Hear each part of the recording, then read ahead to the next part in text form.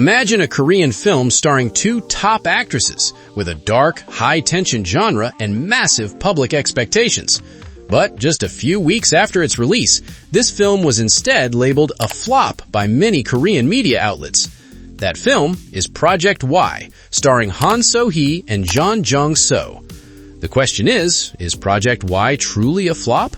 Or is this only a failure from certain perspectives? Let's take a closer look. Before its official release, Project Y was in a position that could be described as highly promising. The film immediately drew attention from the early announcement stage, mainly because of the combination of two major names in the Korean entertainment industry. On one side, there is So-hee, an actress who in recent years has become one of the most recognizable faces in the Korean drama industry. On the other side, there is Jong-seo, an actress whose reputation has been built primarily in the film world. The meeting of these two stars made Project Y viewed as a project balanced between market appeal and quality. Several Korean media outlets then began framing Project Y as a female-led crime/neo-noir film, something still relatively rare in the Korean film industry, an ambitious project aiming to portray the dark, harsh, and realistic side of the criminal world, and a film that highlights character psychology, internal conflict, and complex relationships between its characters. This genre itself carries specific expectations. Neo-noir is usually associated with heavy storytelling, strong visuals, and morally gray characters, and the public viewed Project Y as wanting to enter that territory. The expectations were clear. The film was expected to attract a wide audience while also being recognized for its quality. There was even hope that Project Y could become a successful example of a female-led crime film in Korea. And precisely because of these high expectations, the final result later felt far more contrasting and surprising to many people. After its release in South Korean theaters, reality told a different story. Based on reports from Korean entertainment media, such as Koreaboo, KBiz Zoom, and local box office data, the film attracted only around 136,000 to 140,000 viewers during its theatrical run, far below the break-even target of 1 million viewers needed to cover production and marketing costs. Project Y also failed to enter the top 10 box office rankings after several weeks of screening. Because of these results, the film was moved more quickly from theaters to video-on-demand platforms, only about 16 days after release. In the Korean film industry, an overly fast OTT release is often understood as an indicator of weak theatrical performance. From a commercial standpoint, this is the main reason the film began to be labeled a flop. Beyond viewer numbers, public response also became an important factor.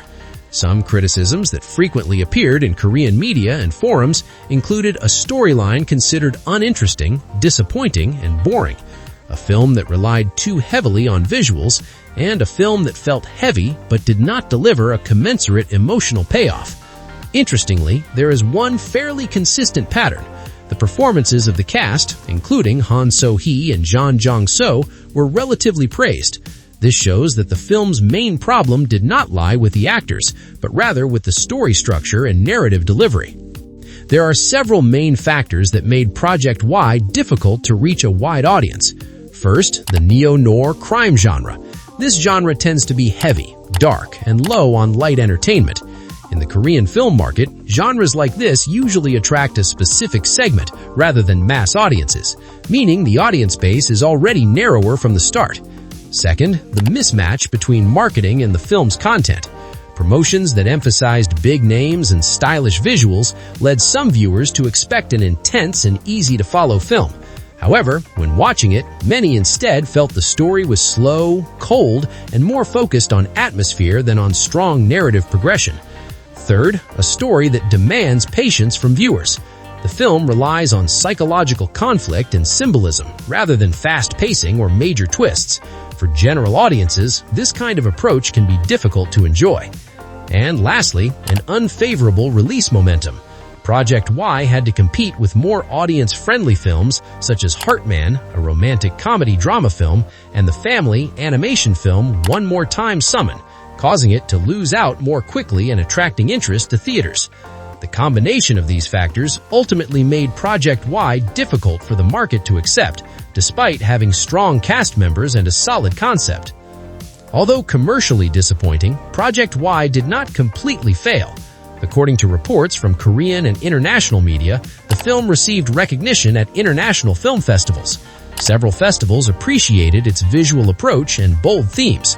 This shows that Project Y is more appreciated as an artistic work rather than a mass-market spectacle.